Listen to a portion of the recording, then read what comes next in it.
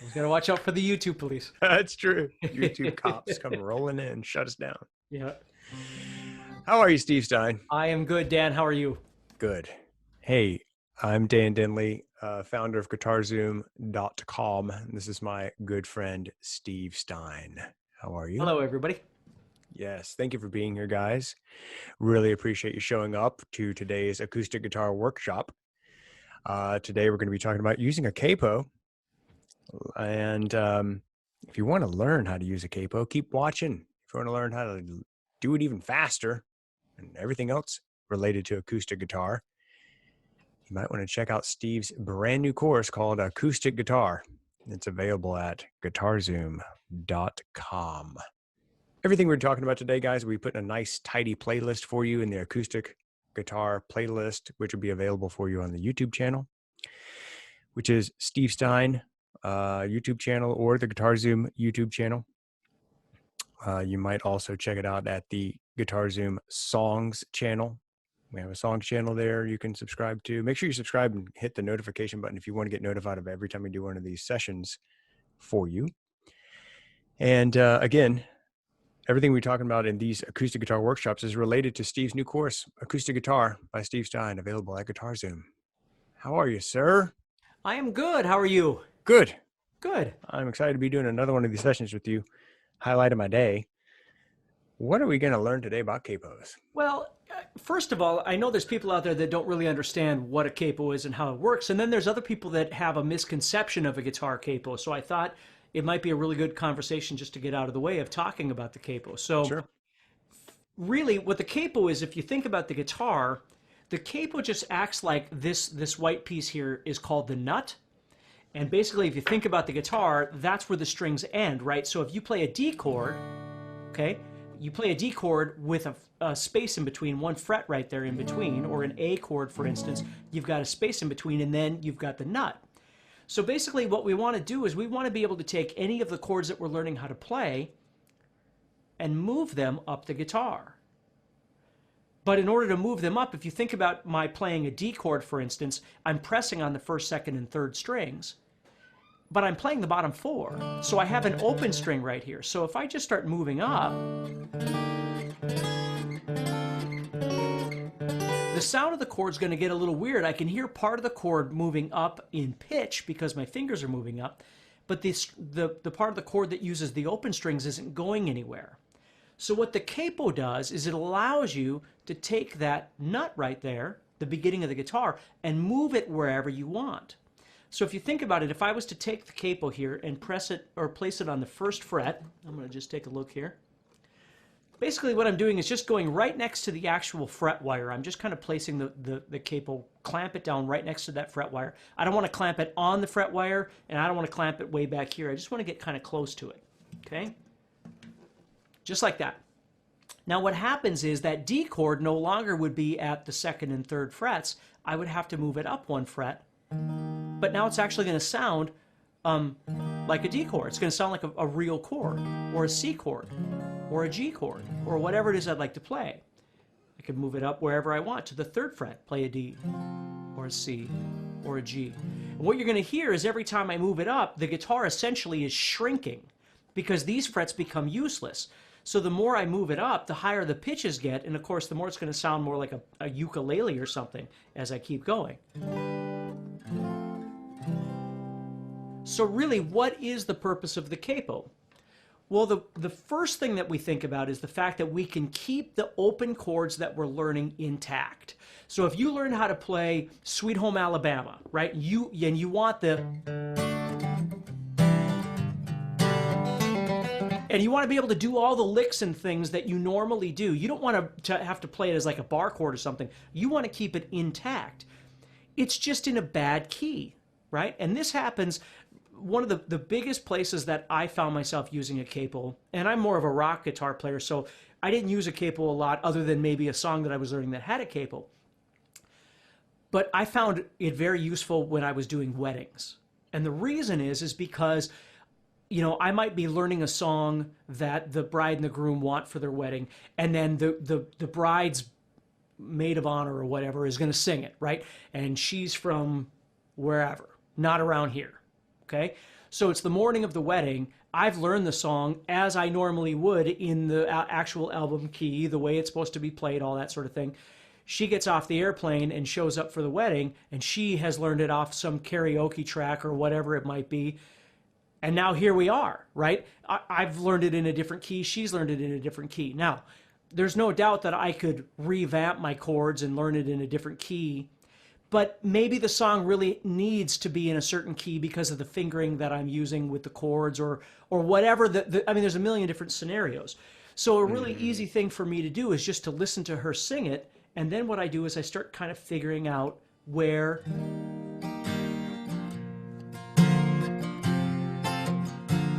Okay, so that's how it goes. So she's singing. I don't want her to change anything. Okay, she doesn't do this. This isn't her livelihood necessarily.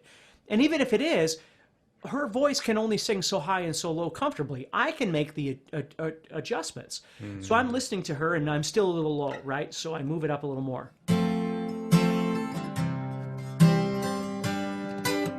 Now that fits. That's where she's singing it right now. So I don't have to freak myself out on the day of the wedding either, because if you've never played weddings and funerals, they are the most stressful things you could ever play. Playing in front of 10,000 people, whatever.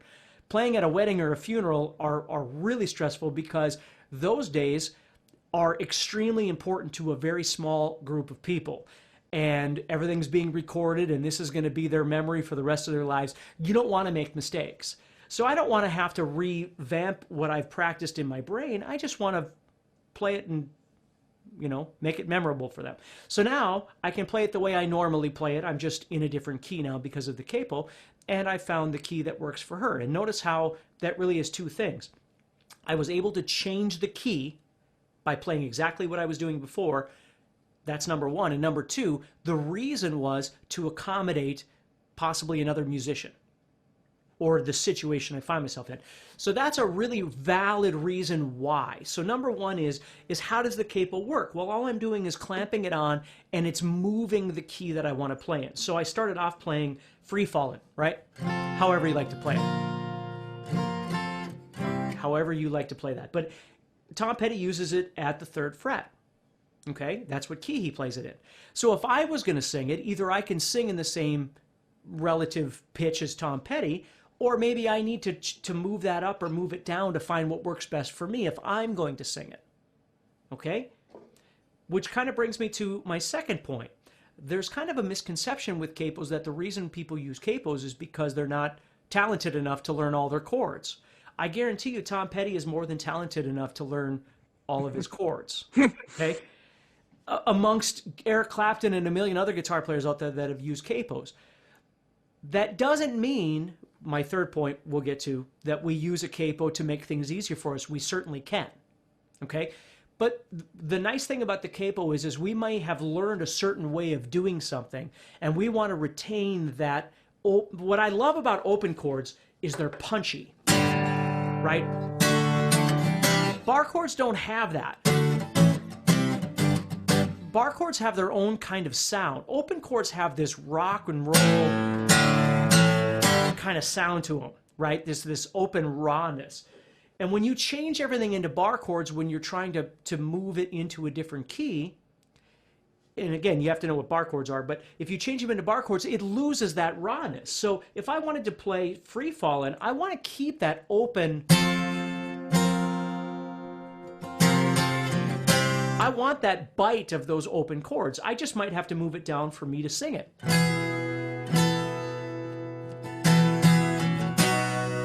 Right? But I want to kind of retain the original integrity of the sound of that song. Mm-hmm. So for me, the capo you're not using the capo because you don't know how to play other chords. You're using the capo because you're trying to keep that open chord, you're trying to retain that open chord rawness. Okay? So number one, you're changing the key. Number two, you're retaining that open chord or maintaining that open chord rawness, that sound. Okay? Now, I got a couple more things, but is there anything you want to interject in there, Dan? No, I just have a question at the end. I don't want to interrupt you. Go ahead. Okay. So the third thing then is that sometimes what we wind up, and this is where the beginners come in.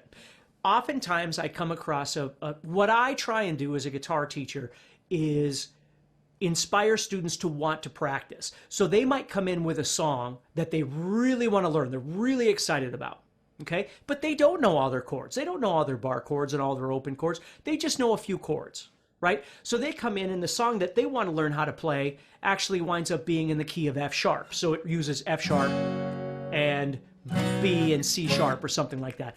Well, okay, it's their fifth lesson, right? They're not ready for those bar chords. And even if they were, we have to go through a whole conversation of bar chords before I can ever get them to the song that they want to learn. Okay, I want them to enjoy the experience right now. So what I do is I look at those chords and think, okay, so F sharp, B, and C sharp. What could I do with those? Okay.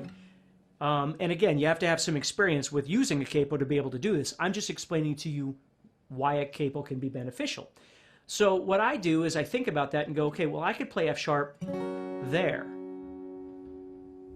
And then I could play B there and C sharp there. Okay? Now, it looks like a D. No doubt about it. This looks like a G. Absolutely. This looks like an A for sure. But because I'm in a different key as a result of this capo, this actually is that chord one octave higher.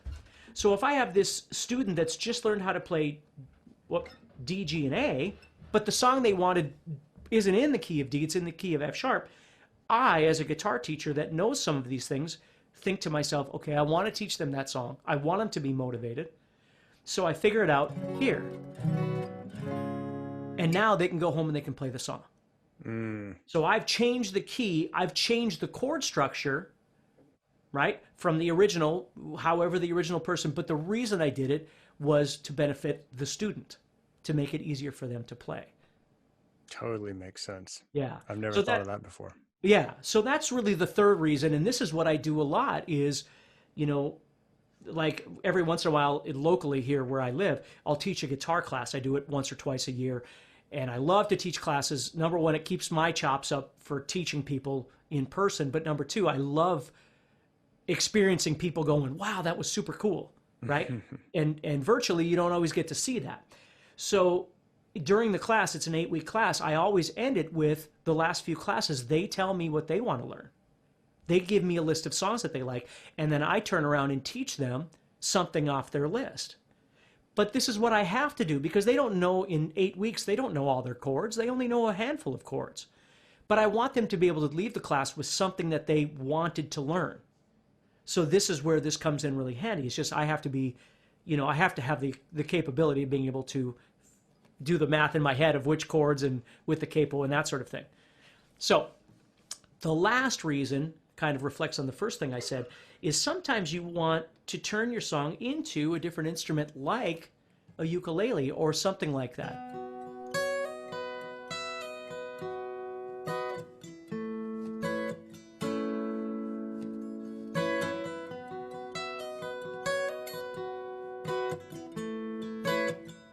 So again, it's because of the open chords and the uniqueness of open chords, I can get all of those sounds. When I play a bar chord, all my fingers are busy. I can't be doing all these little noodly things with my fingers. With open chords,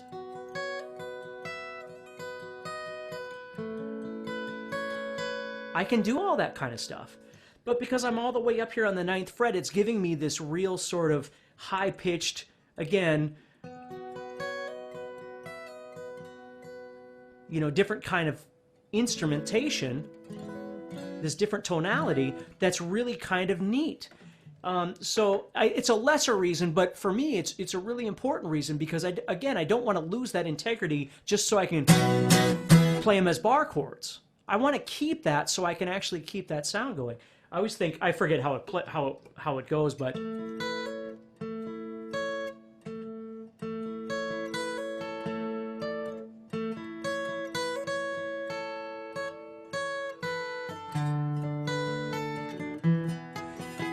right? Like Here Comes the Sun. I can't remember exactly how it goes, but it's not like the Beatles weren't capable of playing bar chords or they didn't know their chords.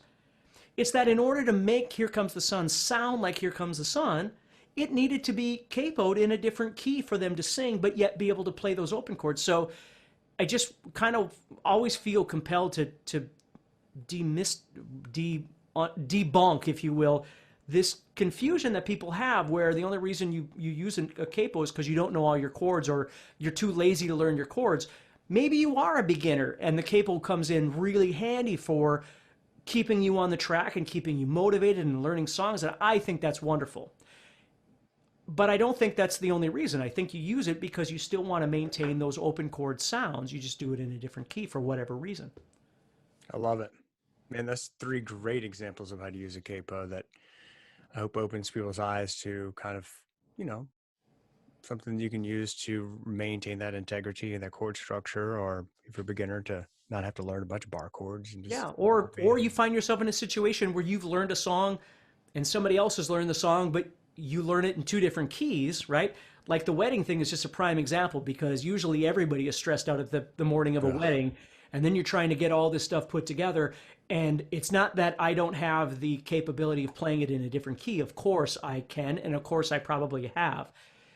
But the nice thing about the capo is it doesn't, in my brain, I don't have to reconfigure everything and then worry about possibly making a mistake because I practiced it that way and now I'm playing it this way, right? I don't want those mistakes to happen. So with the capo, it's very easy just to maintain everything. Doesn't always work out, but if it can, it's a really easy way of keeping it. So I don't make a mistake on somebody else's important day. sure. Even if you're just playing around with, there's a lot of reasons to be able to modulate, to basically change keys, just what you're doing with a capo. One of them is, as an accompanist, you're actually playing the guitar for somebody else who's singing, and you're playing a supporting role. And one of your supporting roles is to follow the lead of the singer. And if the lead of the singer, maybe the singer, like you said, Steve, is not a trained musician.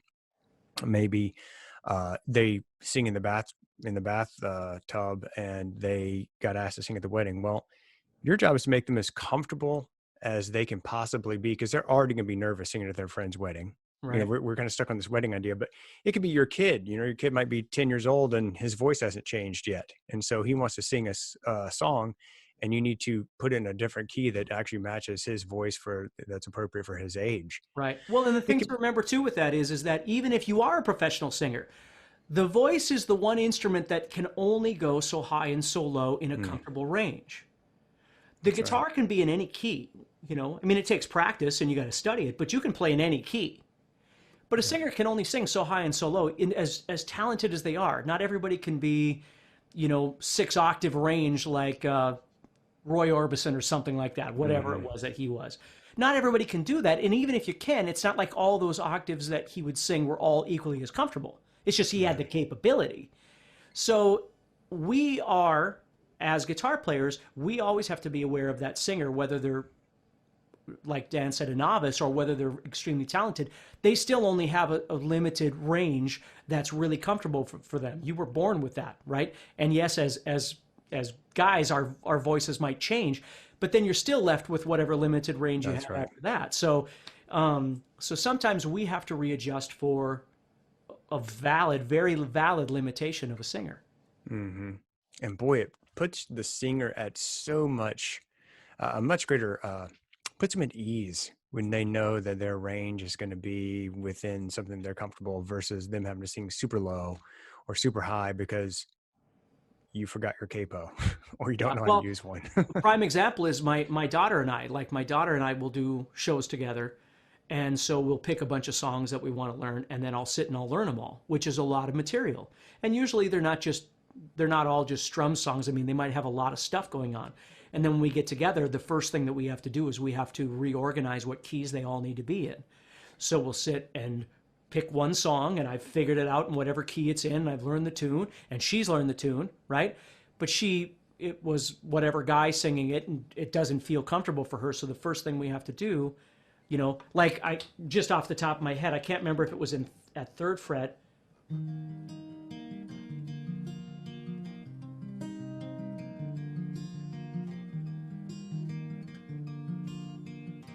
We would do Landslide by Fleetwood Mac, but she does it here.